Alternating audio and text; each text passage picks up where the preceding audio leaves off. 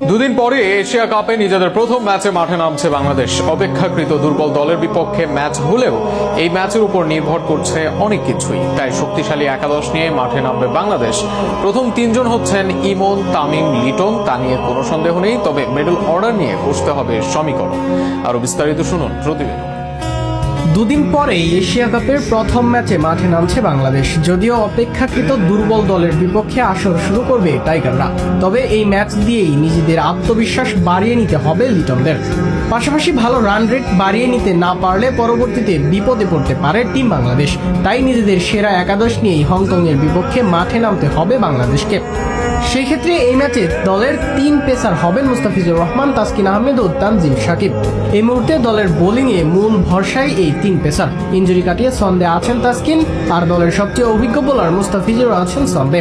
এছাড়া ব্যাটে বলে ভালো সময় কাটাচ্ছেন তানজিম সাকিব। তবে পেস বোলিং সুযোগের অপেক্ষায় থাকবেন শরীফ সাইফুদ্দিনরা। স্পিন বিভাগে একাদশে থাকার দৌড়ে এগিয়ে আছে তিনজন। দলের vice captain Sheikh Mahidi, leg spinner Rishad Hossain এবং নাসুম আহমেদ। সর্বশেষ ম্যাচে ম্যাচ সেরা হলেও এই ম্যাচে একাদশ থেকে বাদ পড়তে পারেন নাসুম আহমেদ।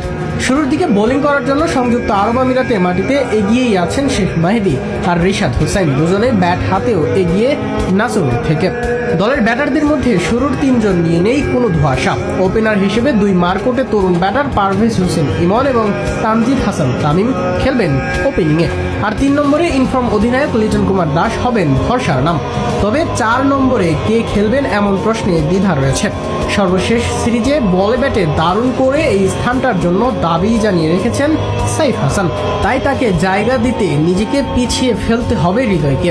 যেহেতু মিডল অর্ডারে ধরে খেলতে পারা একজন হলেও দরকার, তাই হৃদয় টিকে যাবেন 5 নম্বরে।